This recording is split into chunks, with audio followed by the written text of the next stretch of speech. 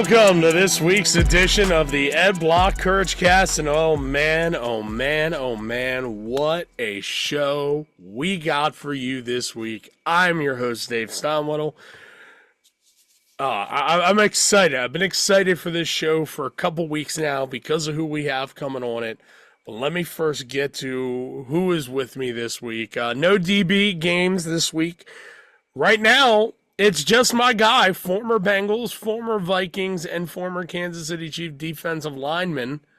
That would be Mr. Duane Clemons. DC, where is everybody? They all left us. Hey, it's like that love song, just me and you. Ooh, no, we gonna go there. But Dave, that's all we need, man. Sometimes, when the team doesn't have all its players, we got to just step up and make plays, and we're gonna do that tonight. Yeah, I mean, we don't know where Wally is. Wally said he was going to be on. He was making sure that you guys were all on tonight.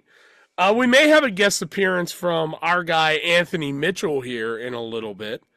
Yay! Yeah, Anthony Mitchell back on the program. Our video guy, Sean, one of our great video guys, Sean hosted a couple weeks ago. Sean, turn the camera on, get in here, and say hello to everybody. What's up, everybody? How's it going? Glad to be back on and not as host this time. What's up, Sean? Good to see you, bro. Yeah, no, I think it went well last time. But, Dave, I'm very glad you're here.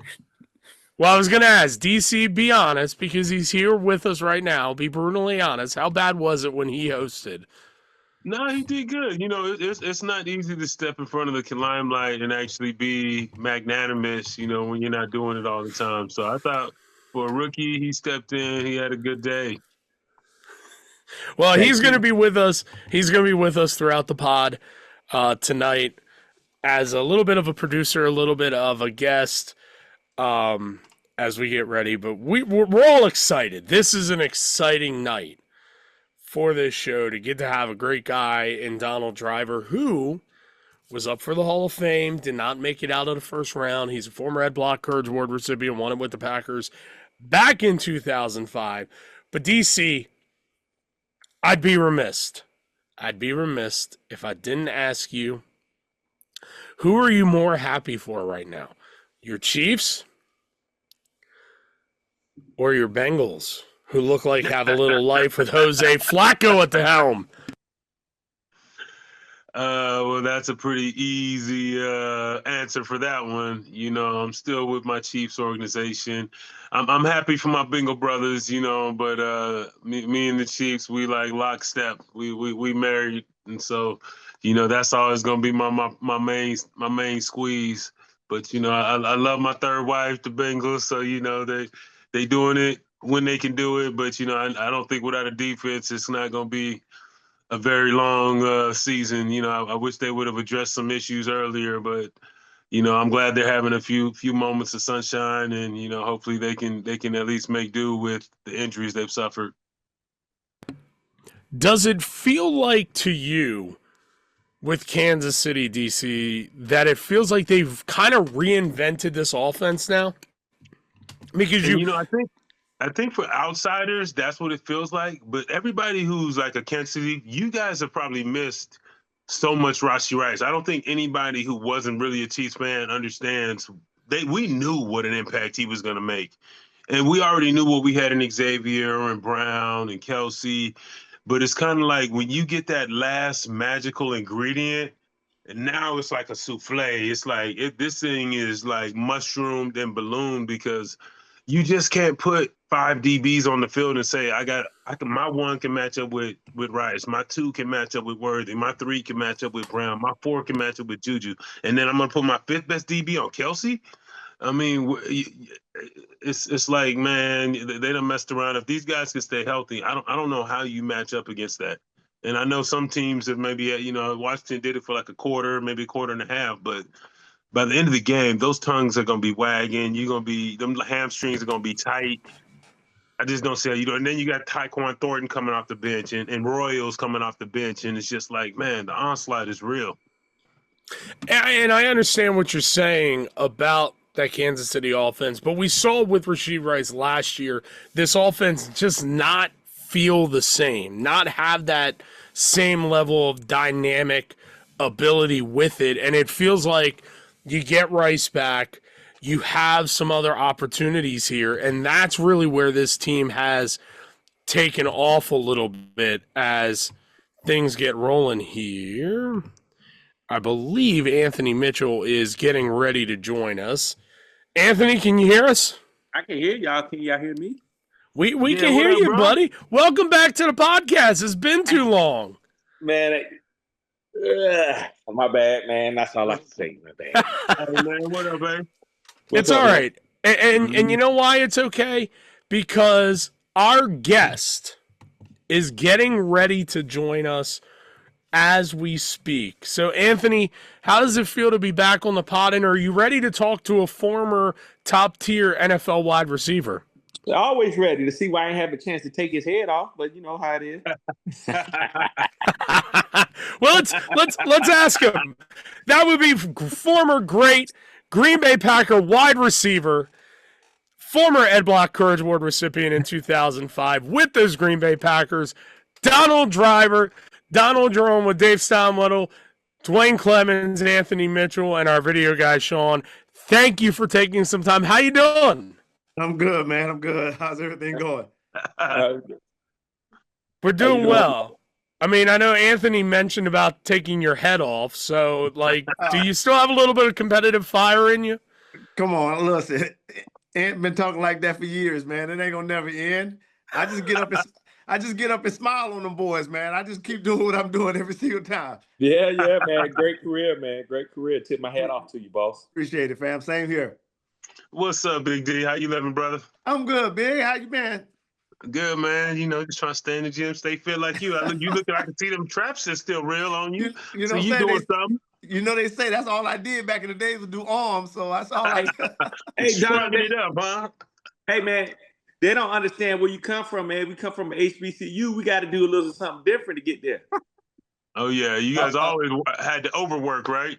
You know what I'm saying? Always, man. I think that was the journey that we was on. It was great. I can't complain, you know, because it got you, you know, I think that grit, man, just kind of keep you focused on what you got to get to, right? And so I knew that's the only way I was going to make it to the National Football League, by working a little bit harder than those guys that go to those, you know, them top schools, you know, them Power 5 conferences. Yeah. Oh, yeah. Well, I wish they would have recruited me. I wish I would have even had the opportunity. I played with Jay Walker, and I used to ask him, man, how come they never at least just sent me a letter? I might have been interested in coming down. I can tell you why, because some of the coaches on that level are scared to go get or go after top recruits coming out of high school. So, you know, you get the undersized, and then they got to go prove themselves, and then you get the guys that's overlooked, and then they end up being better than what people thought they were. Like me, Donald, you know, I was coming out of high school as a quarterback, and they wanted me as a safety. I wasn't right. So it's a lot of different tidbits that people don't know, that why you don't get recruited to the HBCU, mainly because they're scared to come get you. That's crazy. You got all that pedigree. You know what I'm saying? Well, I'll tell you this. They weren't scared to come get me. I was the #1 receiver in Texas. They said, listen, I don't know where this kid going, but we're going to come.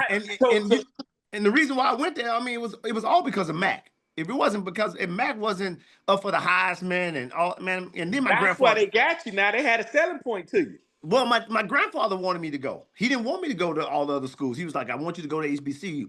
Being from Houston, Texas Southern and Prairie View didn't even offer, because they was like, this kid ain't coming to us, right? Right. So when Alcorn was the only HBCU that offered me, so I was like, well, I guess I got to make my grandpa happy. He wanted me to go, so I did it. There was Steve already there, and or y'all played, or you came in a year after him? How did I was with Steve. Yeah, I played 2 years with Steve Mack. Okay. Yeah. So, Donald, we ask this question of every former Ed Block recipient that comes on. What did it mean to you to be an Ed Block Courage Award recipient? Oh, man, you know, I'll say this. Because I received that award early in my career, it kind of meant the world, right? I think for me, it was just giving, you know, what I've done on and off the field, and for all the players in that locker room to see all the stuff that I went through on and off the field, my childhood to being one of the greatest players to ever play for that organization, and to get the opportunity. I mean, I had faced a lot of adversity, you know, early in my career, especially, you know, being a 7th-round draft pick, not sure if I was going to make the team, and then going on to make the team, and then becoming a starter, you know, 2-3 years later. and then having to fight and to prove people that I deserve to be there, you know, especially coming from HBCU. But it all worked out, man. So when I got that award, it was an honor. I brought my mom with me. You know, mom's always going to have your back. They're going to be your biggest cheerleaders. And so she went with me. She was there the whole entire time. And she didn't even want, it was so crazy because she didn't even want to, you know, have her own room. They said, we're going to give your mom your own room. She said, no, I'm in the same room with my baby. That's what I do. I'm going to stay with my baby. So we hung out together, man, and we celebrated. So that award is still sitting up in my you know, my trophy case back in Texas, man. And I love seeing it every single day. Okay. Remind everybody, what was your injury? Mine? Yeah. Well, I fell on my neck. So I fell on my neck in 2002. And everybody kind of thought my career was going to be over. And then, you know, God had a different plan. You know, my wife wanted me to retire. I had just had my son, and my wife was like, I think we just need to be able to be safe and make sure, you know, you're able to play with your kid down the road. But I said, listen, God's not done with me yet. If he allows me to get out of his bed and walk again, I'm going to keep playing this game. And and the crazy part about that, man, I was just I had just hit my fourth year in the league. And so I knew it was bright. You know, as a 7th-round draft pick, my first 3 years, I was making minimum, man. It wasn't a lot of money in that thing. But so you ain't lying. They making a kid. So let me ask you this. One more question on that. So after you received the Ed Block Award, how much more did it give you to push on and continue for success in the NFL? I mean, I think every day, man. I think, you know, for that, man, you know, that award truly meant everything in the world. Because, you know, for you to go through those adversities and fight through that and be able to come back from that injury. Like, nobody thought I was going to ever come back. You jump in the air, you know, mid-air, you fly, you turn upside down and you land on your neck.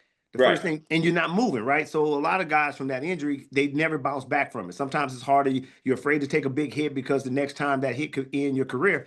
For me, it wasn't that, man. I felt like God just had a different plan for me, and this is what I wanted to do, and I wanted to take care of my family, right? And so it just gave me that edge that I wanted my mom to retire. I never wanted her to work again because I've seen the grind that she had. My grandparents, and so I lived with my grandparents since I was in 8th grade, and so it was just that, you know, I wanted to benefit and take care of them. And so I told him, I said, if God walks me out of this, we're gonna be okay. And it all worked. It all worked out, man. It all worked out. Donald, when you go through an injury like that, I know every player has to kind of reinvent his regimen.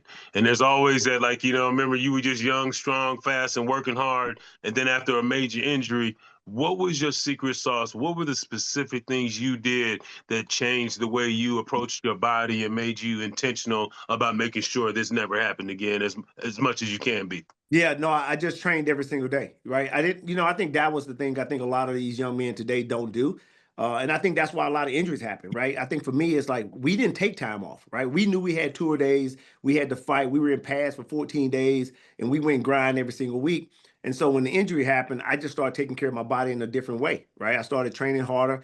I started doing massages, recovery. I started eating better. I mean, I started doing the things that makes you a better athlete. And so for that, I never took time off, right? So once the season was over, regardless if we made the playoffs or not, I took 1 week off. I took a vacation for that 1 week, and then I got back to work. And so I knew that I had to prepare myself to be in the best shape possible because I felt like I was always on the bubble. You know, I don't care how many years you get in the game, you know, you're always on that bubble, and they're going to always draft somebody. And so for that, they kept drafting, you know, 2nd-round draft pick receivers, 1st-round draft pick receivers. And I just kept saying, okay, these guys are trying to take my job one way or the other. Even though we're all friends and we love each other, your back is against the wall. And so for 14, 15 years, man, I put myself on that bubble, man, and said, well, I'm going to keep fighting. And the day somebody get my spot is the day I just decide to walk away from the game. Right. So you never had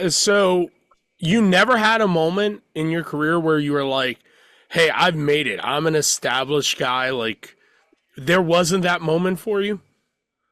No, I think the moment when I realized that I've done everything I wanted to do is the day I walked away, right? I think, you know, because, you know, in 2012, my last season, you know, you go into this league in 98, 99, bro, everybody, you know, you don't really know what the outcomes, you don't know how many years you're really going to play.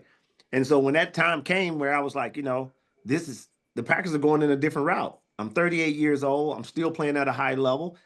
Do I walk away knowing that I'm walking away on my own time, or do I go play at another organization to come back and be like, okay, They don't want me. I'm gonna go play for a team that's gonna play them twice a year in our division, and I'm gonna bash them, right? But I didn't do that because I wanted to be able to walk away knowing that I did it on my terms. I didn't lose anything. I still could play, but I felt like it was I never wanted to play for another team. And so for that, that's when I knew at that point I was like, okay, I made it. I did it. I did it for 14 years, man. And no one can ever take that away from you. You get the hardware, you get the Super Bowl ring, you get the Pro Bowls. You know, I'm the all-time Packer lead receiver in franchise history. I mean, to be a 7th-round draft pick, that's just unheard of, man. That just doesn't happen. And so you know, so I'm blessed to be able to say that, you know, I'm in the state of Wisconsin, man, and I'm still the face. I don't care how many guys have came before me and after me. I still own this state, man, and it's been great. So what's it like going from, you know, sunny Texas to the frozen tundras of Wisconsin, and now you've loved it? I kind of know a little bit because I came from Cali and went to Minnesota. But tell me how you transition it and what makes you want to stay in them conditions. Listen, man, I don't know if it ever worked out. I think they was paying me enough that I just said I was gonna deal with it, man. So I made it work. But I'll say this, you know, I live in Texas full time, right? I live in Texas now full time, but everything that I do on the business side is all in the state of Wisconsin. So that's why I'm here today. I got speaking engagements, and so man, I love Wisconsin, man. It's been my second home. They believed in me from day one. They gave me an opportunity. They opened their arms with me. So you know, when it came to that retirement, you know, and I mean, you know, the first thing I said, man, is that I'm gonna be done. I'm gonna make sure that I give the fans what they wanted. The fans said, "Hey, you promised us something back in 2000 that you would never wear another color but the green and gold." And so I knew at that point that I couldn't do it. So even though, you know, I'm up here all the time, I can deal with the cold. I put the hoodie on. I'm good, man. I'll make it work. Hoodie, you need a full-length mink. Yeah. Now, I was saying something. New York Times bestseller. Yeah. You want to elaborate on that? Yeah. I'll tell you this, man. I never thought my story would make a New York Times bestseller. You know, a kid that grew up in the inner cities of Houston, grew up homeless. You know, and when I wrote the book, it was really just to tell people the story because, you know, we wear helmets, man. We wear helmets, you know, majority of our careers, man. And so nobody really gets to see who we truly are. And so I told my story through the book. And before I knew it, I launched the book on a Thursday, and it went live on Friday morning. And by Saturday, they called me and told me, "Congratulations, your book has made New York Times seller. You're one of the first athletes to have a New York Times bestseller book." And I was like, "Whoa, hold on!" They was like, "You sold so many copies," and I think it was because I knew the fans wanted to. The fans have heard my story over and over and over, but to be able to say from homelessness to the Lambeau leap was truly amazing. So it's truly amazing, man. Yeah. I've seen that, and I'm like, wow, that New York bestseller. See, you got several businesses in Wisconsin, so you still thriving outside of football to where it's a lot of stories that could be told in there. Yeah, no, I think that's the part that, I just didn't want to be known as a football player. I think sometimes that's what our identity becomes who we are. And for me, it was not about that. It was like, okay, when the game is over, who do I want people to look at me as? Not just a great football player, but a great person, right? I want a human, great father, great, son, great dad. And that's what I really push for. And so, business wise, you just got to find the right people that's going to help you guide you, right? I tell people like this, I'm not the smartest person in the room and I don't try to be because they're smarter people than me. And you just find the right team to help you build things up. And then you just find what you're passionate about. And so I know my purpose. And I tell people this all the time, is like my purpose wasn't to play football. I think that was God's gift to give me that talent to play that game. But I think outside of that, what I do today, man, with my foundation, with all the the entrepreneurship, all my I own a bunch of sub sandwich brands. I own Pickleball Kingdoms, pickleball places. I own a company called Donut NV. I own a bunch of gyms and medical clinics. It's just been the right opportunities, and so for that, I've been able to instill in people that if you have a passion for something, go out there and get it, right? And so if I had to ask every single one of you guys on this call, think about it, man. If you could not fail at anything you wanted, what would you do? Right? You'd be like, oh, if I can't fail, shoot, I'm gonna do everything. So I look at it as it's okay to fail because you learn from the mistakes and it makes you more successful, makes you a great entrepreneur. Because if you never fail in the business, it just can't be that pretty. It's always ups and downs and roller coasters. And so I tell people all the time, man, I like riding the roller coaster. Sooner or later you get off and you ride that thing again. And again, the best part about a roller coaster is when you get on it, it's scary, but then you have a lot of fun. Right. Yeah. And so I'm okay with that. Right. So I like to be scared sometimes, but I know the roller coaster is fun. I get to yelling and screaming and have fun with that thing. But when I get off, I'm back to where I'm at. So I think that's the fun part about what I've been able to do. Donald, I'm going to jump in here. I had questions about when you were drafted. So you weren't sure you were going to be drafted, right? There were some concerns there. A lot of them. Yeah, I can imagine. So you said you also wanted to be known, obviously, outside of football. Did you have any ideas what you were going to do if you weren't drafted, what your thoughts were before you were drafted, before you got that phone call? Yeah, I mean, I'll tell the story is that, when as a kid growing up in the inner cities, man, the first thing I've always see people, especially the African-American culture, we get excited about tax season. And I never understood why my parents always got excited about tax season because for some reason they was always getting this refund. And during that refund process, they were always, going to buy us gifts and shoes and stuff that we needed. And so what I did is I said, okay, what is this refund thing? And I started educating myself and it was like, oh, it's taxes. And so I was like, well, who does them? And they was like, well, accounting people do that. I was like, oh, shoot. Okay. So I said, I'm going to get my degree in accounting because at that point, I'd never be out of a job because the entire world needs their taxes done. So I went to Alcorn State and the first thing I did is I wanted to be in accounting. So I got my degree in accounting and I was going to work for a CPA firm back in Houston. That was my thing. I told a guy ended up getting a job and told him, like, if I don't get drafted, then I'm coming to work on Monday. But if I get drafted, y'all won't see me ever. So I was blessed to get drafted. And, and again, I think the blessed part about this is so many people see me now, Sean, and it's crazy. No, a lot of people don't know what my degree is. And so when I'm sitting in meetings and people start putting, numbers on the board and telling me that this is going to be this and this is going to be that and we can make this, I question it. I'm like, well, how does this work? How does that work? And then when I tell them, they find out that my degree is in accounting. They kind of hold back. Okay. Yeah. They hold back a little bit. They backtrack. Yeah. Well, we didn't really mean that, though. Like we was saying, I'm like, yeah, okay. Because it's so that's what I've been blessed to be able to have that type of degree, and I think it works well for me. And I keep it quiet, and then when I get in the room, I bring it out. So it works well. Yeah. Donald, I want to ask you because recently you were up to advance in the NFL Hall of Fame voting process. You didn't make it out of the first round, but what does it mean to just hear your name potentially connected with the NFL Pro Football Hall of Fame? Oh man, I think we all can say this. I think it's one of the greatest experiences just to be mentioned among some of the greatest players to ever play this game. But sometimes I question it, right? I mean, I've been retired now going on almost 13 years, and 7 of the last 13, I've been on the ballot, and I haven't made it out of the first round in 7 years. And so, I've also questioned it too, like, well, what are you looking for, right? Right. I mean, I came in as a 7th-round draft pick. That's a milestone. I became the all-time Packer lead receiver in franchise history. That's a milestone. I won a Super Bowl. That's a milestone. I went to 4 Pro Bowls. That's a milestone. I won the Ed Block Courage Award. That's a milestone. I mean, and so I start to ask the question to everybody that when I look at all these guys that's going in, I ask the question, so what is the criteria, right? I'll tell you guys this. If they would have told me, if there was a criteria, say, Drive, you need to have 15,000 yards, you needed 1,000 catches, and you need 100 touchdowns. At 38 years old, I would have never stopped playing, right? Because I knew once I hit that criteria, I'm guaranteed to go in.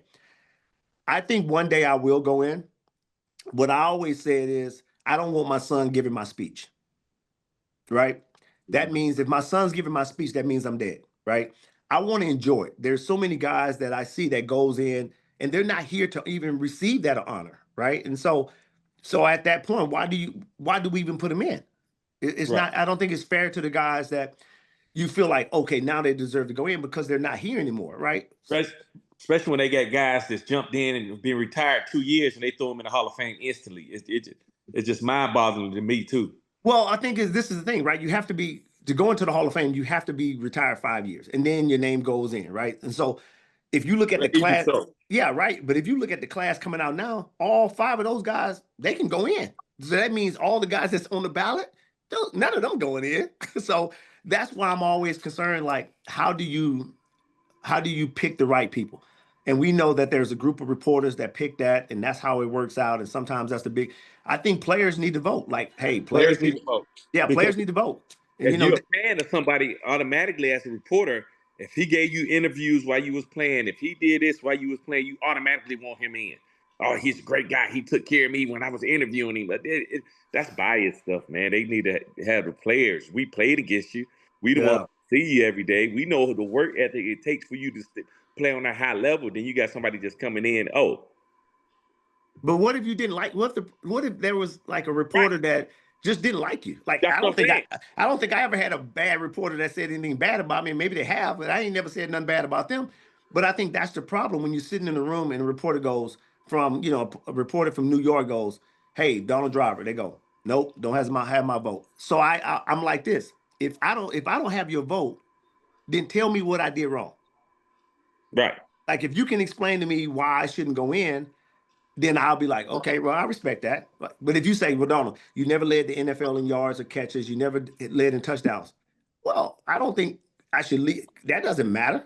I played for one of the most historic franchises in the world, and I was a 7th rounder. I think if I was a 1st rounder, hands down, I'd have probably I'll be in the Hall of Fame. Because you can't. And you know it. And you know, 1st round draft pick. I'm the all-time Packer receiver. I won football. I won Super Bowls. They'd be like, something. Yeah, this guy deserves to go in. But since I was a 7th round draft pick, again, I got to come out of this thing. I got to fight for it. And I'm okay. And I tell them all the time, like, listen, I'm okay with fighting. But if I never go in, if I don't go in while I'm alive, please don't put me in when I'm dead. Because my kids will be like, that was my daddy's dream to go in, and he never got to experience it. One criteria I think that it should be is greats. I really and this is, and I ain't gonna say no names, but it's somebody out there. I think if you at the top of your game and you're able to walk away from the game on your own, I don't think you got cut. This me personally. If you continue to try to play and you get cut from this team, I think that's a big red flag for me as a Hall of Famer. Knowing when to walk away in greatness is a huge thing for me as a Hall of Famer. When I look at it, there's no blemishes on your record to say they kicked me out the league. I walked away from it when I could have played again. Oh yeah, no, they can't never say that. Nobody can ever say they cut me. That's a big plus for me that you was able to walk away after your injury and play them years you did after your injury and say, you know what?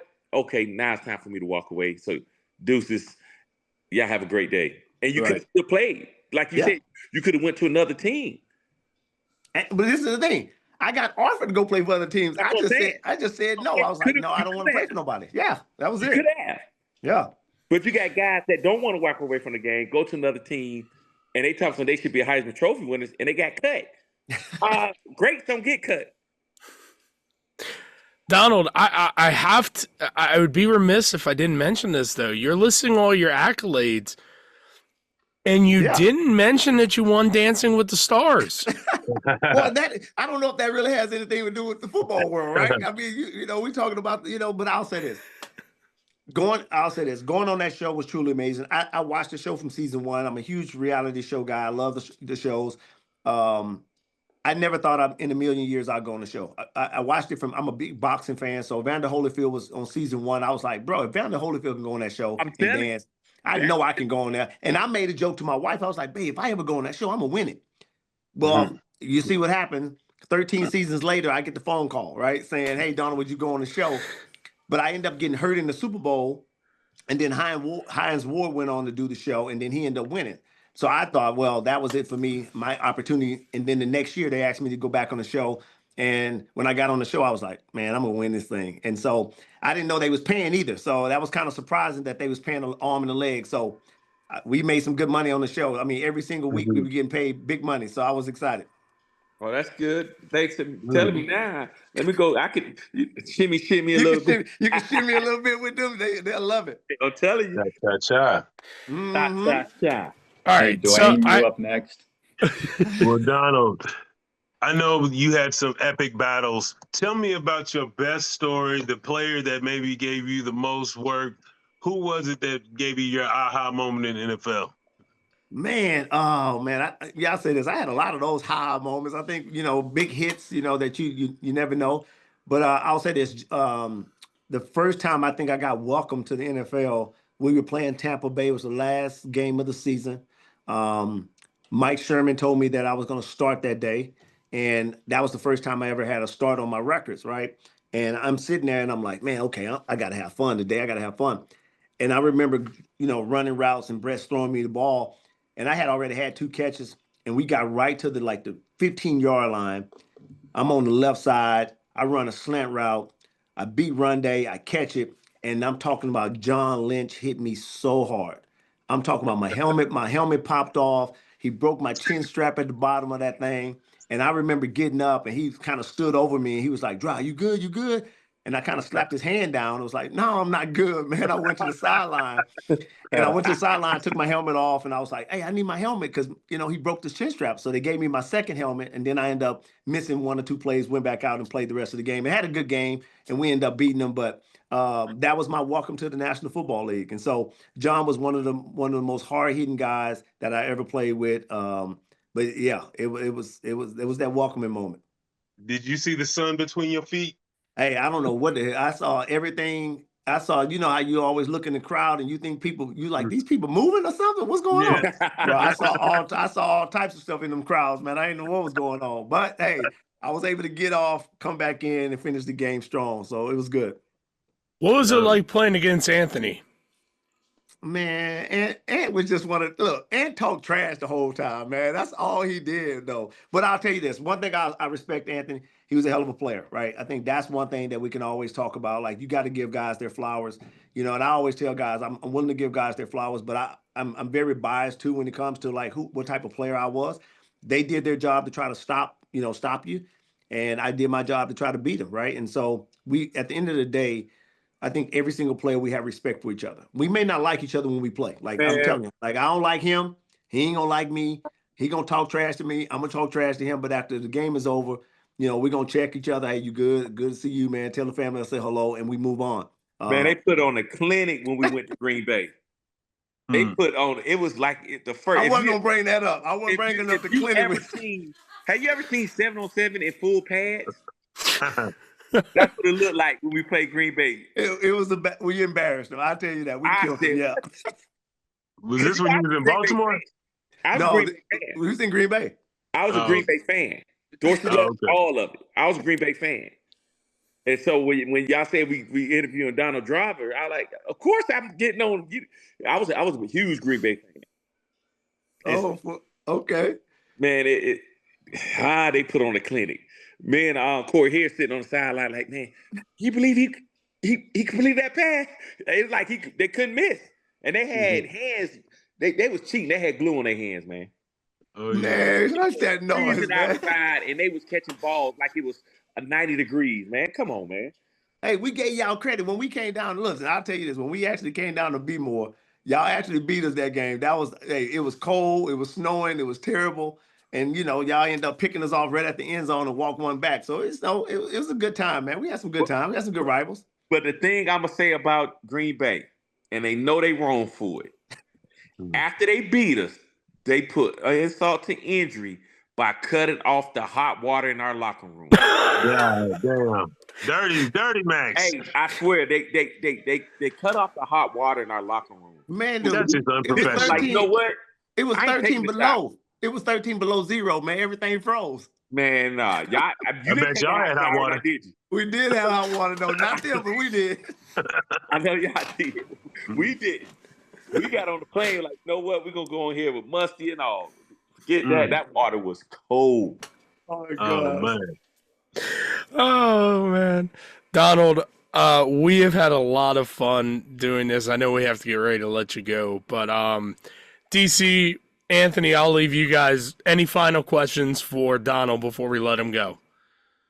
Hey, I just no. Let me say this before y'all say goodbye. Listen, I need them jerseys from y'all now. Like we can do this swap off thing Yeah, now. let's do it. You know what I'm saying? I told you. I would love to have a DD up here. You know what I'm saying? Give me Make one. sure Give you me one of them leave your- jerseys. So, hey, and listen, you know, Glenn, I'll take this DC. Give me one of those Viking jerseys, baby. I know you got one. Yeah, I got a 92 for you.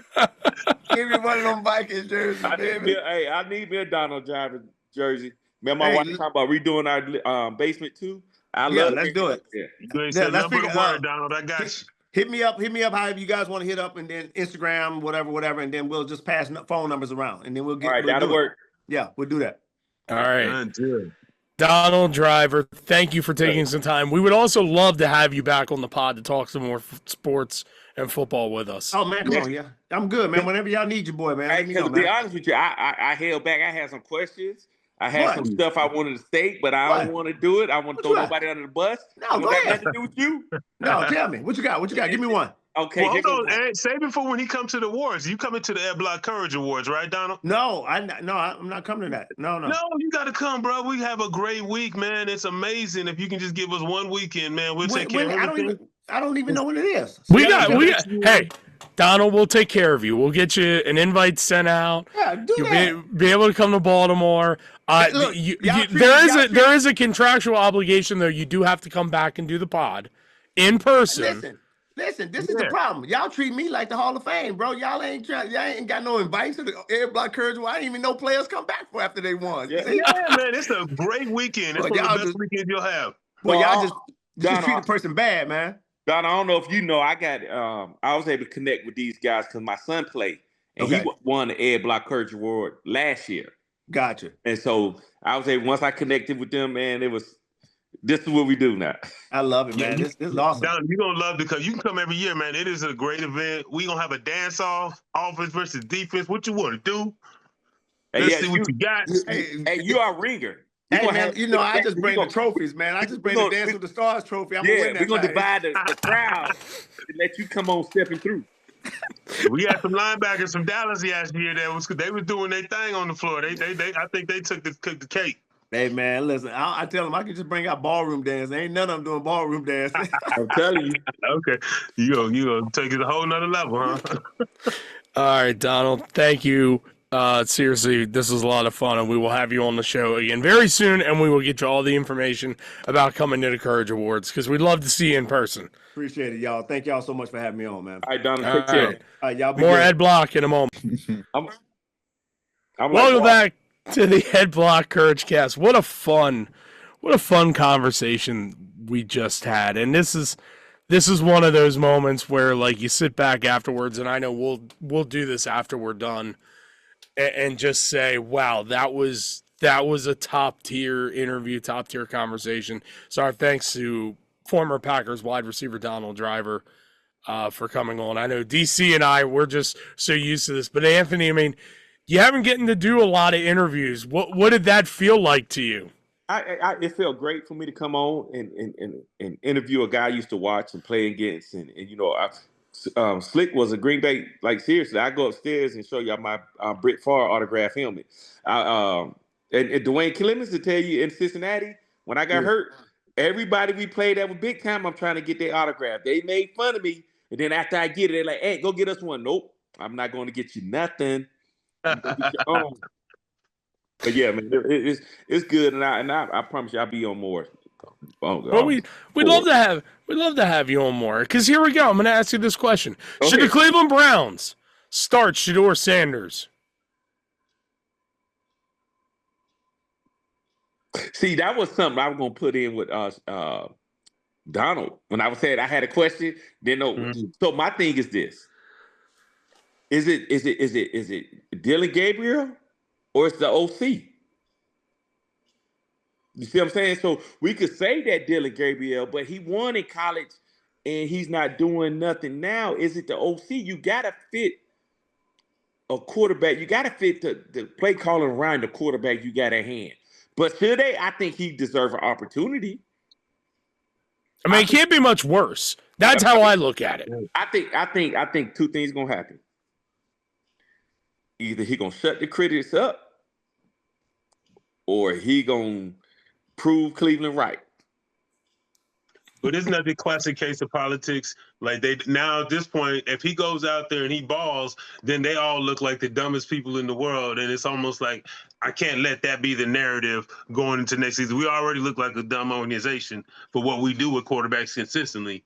But now if I let Shador be the savior of our city, now I'm like, really? Is he though? If he does, I don't know if he can, but that's a big if. If was a fifth, we all be drunk. Right. That's a big if, man. Because and I don't think they want to find out. This is why I say it's a big if. We really saying that they got a quarterback. And let me just paint what I look at for real. And this is no knock to nobody. I'm not talking bad about him. This is just facts. You got a quarterback that had 4 receivers, won a Heisman Trophy winner on a college level. And I think out of the Pac-12, somebody correct me if I'm wrong. Like I think my research, I think, don't quote me on it. I think only 4 DBs got drafted out of the Pac-12 this past season, right? Mm-hmm. 2 of them from the same team. So if you're saying that Shador can turn around an NFL organization but never won a big game in college, that's a long stretch, man. Look, you're not going to get an argument from me at this point because we talked about it after the draft. The talent evaluators told you exactly what they think about him by saying he's a 5th-round pick, and he fell after not being that starting area pick. I mean, look at what the Saints did with Tyler Schrog, who's going to start now for them this week because they don't have any other option. Because Spencer Rattler hasn't been great with a roster that isn't great. But they told you all about Shador Sanders. But if you're Cleveland at this point, you don't have any other options. The offensive line is bad. He going to sell tickets. He going to put on a show because he have to. Ain't no turning back now. But, the thing that people ain't seeing is they like, why they selling him as a first-round draft pick? And I'm going to tell you why they sell him as a first-round draft pick. Because the fans are making him a first-round draft pick. The media is making him a first-round draft pick. Because if you did, why I'm going to get a guy in the 5th round making my 3rd-string quarterback, and he getting all the media attention after every game in the locker room, then y'all want me to turn around and sell him for what I got him for? That don't make sense. Y'all made him more than what he's worth. So I'm going to try to sell him for what y'all making him. Y'all putting the media on him. Y'all continue to cover a 3rd-string quarterback, and then y'all want me to sell him as a 5th rounder? No, I'm selling him as a 1st rounder because that's what type of attention y'all giving him. Do you think Brock Purdy would have ever got a chance if everybody wouldn't have got hurt and they had to go to the bottom of the barrel? Oh, he wouldn't have got a chance. So, I mean, I'm sure they had the evaluators said this guy was the worst quarterback in the draft. So, I mean, can you believe the evaluators? And I'm not saying that, but what you got to understand is, I don't want to say it because you got a lot of haters out there, so I'm going to leave that alone, man. You know what? That TikTok videos, all the hot takes go viral on our TikTok compared to our other content. So I'm just saying. Hey, so if Brock Purdy can be a success story, why not Shador? Because Brock Purdy is somewhere where they known to have success at quarterbacks. That's true. That's what people not getting. Brock Purdy is somewhere where he had stars. Think about it now. He had stars around it. How successful was Brock Purdy when goddamn Christian McCaffrey went out? Not at all. I wait. No, you're right. You're right. There is no argument to that point. So when you got somebody to where you got a game plan, they ain't game plan for Brock Purdy. Mm-mm. So do you see him effectively as a game manager then? Yeah. Can anybody succeed in Cleveland? Yes. I mean, if that's the case, can anybody succeed there? I mean, if you put see, let's rewind. What I say at the beginning of this is it the quarterback or is it the OC? Yeah. I'll go a step further at this point with Cleveland, because you look at the track record of the quarterback situation. Right. This isn't even a coaching problem anymore to me. This is a organizational philosophy problem. When you look at the roster's never great built around them, the ownership doesn't want to seem to invest in the positions. I mean, in fairness, they have spent some money on the offensive line. Yeah. It's injured. But Jerry Jeudy, there's a reason he's not in Denver anymore. Let me say this, man. And this is what people got to understand. Y'all asking for Shador, and I ain't saying he don't have the talent. But what I'm saying is y'all asking for him to turn around an organization to where, let me name them. Football Jesus. Hold up now. Let me name them. You had Deshaun Watson come through there. You had your boy down in Tampa, Baker come through there. You had Manziel come through there. You had Winston come through there. You had a Super Bowl quarterback, Joe Flacco, come through there. Now, what's the common denominator in 4 of the ones I just named? Heisman. All doing good. Now, you're going to tell me y'all will pick Shador over the 4 Heisman Trophy winners to turn around an organization? Mm-mm. I'm just asking. Mm-mm. They couldn't do it. Oh yeah. You got to go to the top. It ain't the quarterbacks. Can he be successful? Maybe, if you change up who's calling the plays. If you go to the top and go back and kill the common denominator that had all the Heisman Trophy winners looking bad in Cleveland. It ain't just Dylan Gabriel. It ain't just Jameis Winston. It ain't just Deshaun Watson. It's every quarterback that came through Cleveland looked bad. They are organizational quarterback killers. DC, anyway. Switching gears just a little bit. Trade deadline is next week. The biggest name that we've heard some rumblings could be, would they? I'm going to ask you this. If you're the Philadelphia Eagles, do you seriously consider trading A.J. Brown? For like Myles Garrett or somebody on that level? Yes. Why? Like, I mean, who are you talking about? I mean, if you talking about getting why when your D-lineman just last year had 8 sacks in the Super Bowl without a blitz? Well, that's what I'm saying. You ain't getting that this year. So that's what's missing from That's what's missing from Philly right now, is that D-line that can just decimate you. I don't care what you got going on offense. When you got a D-line that can force the opposing team to run for its life, you're going to be all right. You're going to get the ball back a lot of times. That can wear out. A lot of times. Yeah. And a lot of quarterbacks ain't going to make it through the game. I mean, they were terrorizing people. So I feel like, yes, I would trade AJ for a terroristic type pass rusher that could be a difference maker. Now, that could probably help Shador if he ever start. Get rid of Myles Garrett for AJ. Yeah, and then give him a receiver. At least you get to test your quarterback. You got to run it back and see. Give him a weapon to play with. See if you got some talent there. But okay, so let's say this. So will it be fair to just say that happened? Just hypothetically, we know it. Just say that happened.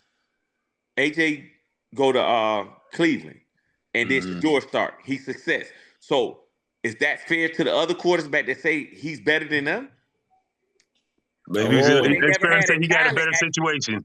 They never had. Sometimes being good in the NFL ain't all about you being good. It's about being in a good situation. Right. I know plenty of great players that were in. Look at our Bengals. Hey. Look at Carson Palmer. Look at all the great quarterbacks that they look at Jay Flacco in Cleveland. Look at him in Cincinnati. Yeah. So I mean, you see why Tomlin was mad. I think the thing with A.J. Brown, and this is my curiosity with this situation, I don't know if you can pull off a trade with a receiver of his name, his stature in the middle of the season. I just think that's too hard of a trade because of what you're saying. Like, the compensation has to be exuberant because you're giving up a top 10, maybe even top 5 receiver. Yeah. But I think we can agree when you watch the Eagle offense, something's not right. They don't look cohesive at times. I've read some and heard some comments from some people that it almost looks like Smith and Brown are fighting each other for who should get the ball more. Like they just don't look.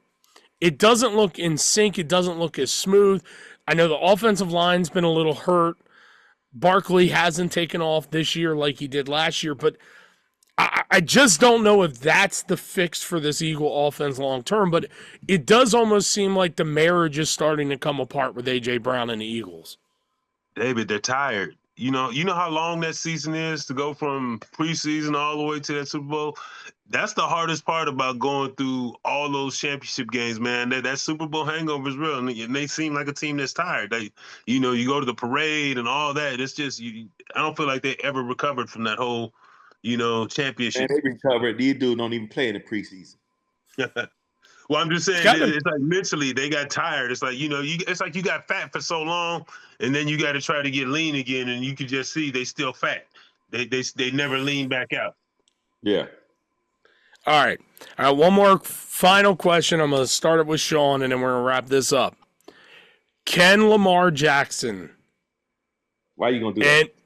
And the Ravens turn this around with Lamar coming back this week to play the Dolphins? Watch what you say, man. Watch what you say. All right.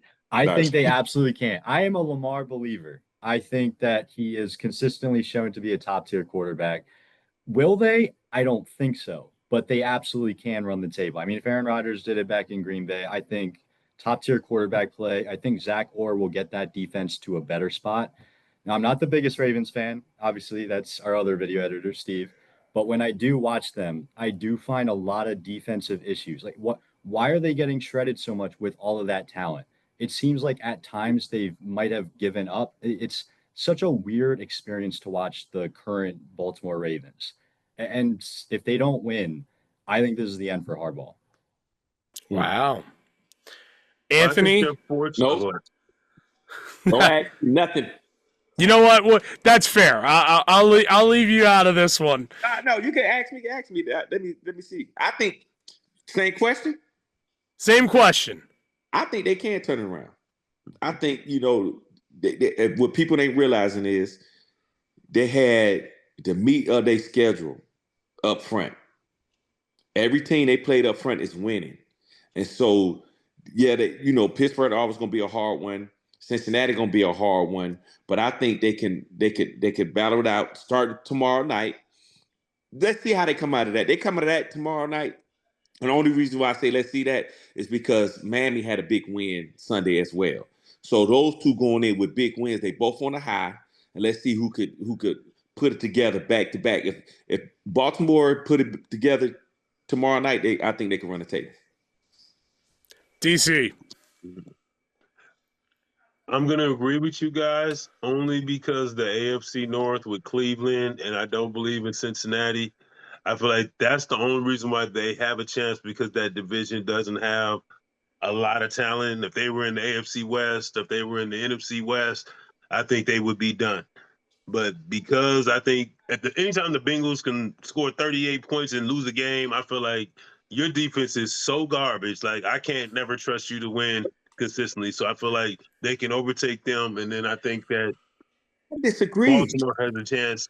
I think you seeing Lamar for the first time, and even if they play guys in a different division, it's hard to just stop them. They deadly now. I said that's the only reason why I think Baltimore can come back is because I feel like they can pull past the Bengals, they can pull past obviously Cleveland, and then really the only competition is Pittsburgh. But does anybody believe in this Steeler team? Like, I think when I watch the Steelers that we're seeing the same Pittsburgh Steelers, that they're going to do enough they're going to have a winning record, and they're going to get to the playoffs, and they're going to flame out. The defense isn't appreciably better in my eyes.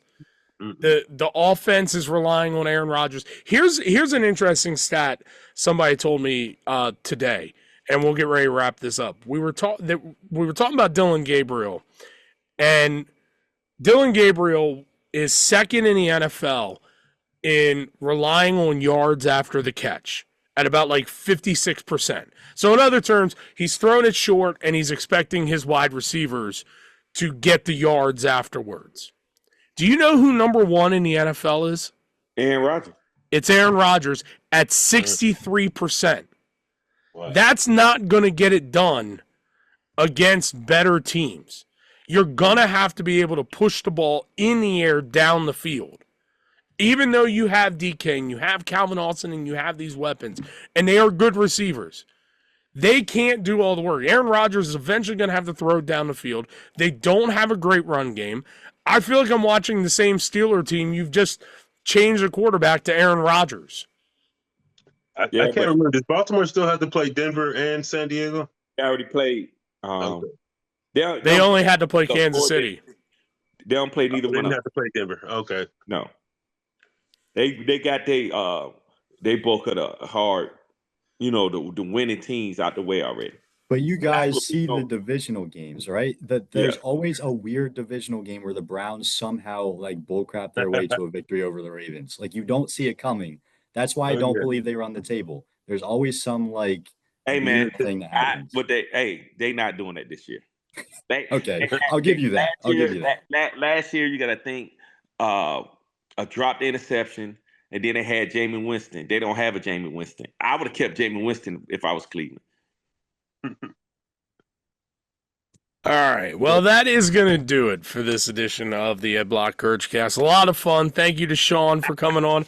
Our thanks to our guy, Anthony Mitchell, for being back, host and contributor.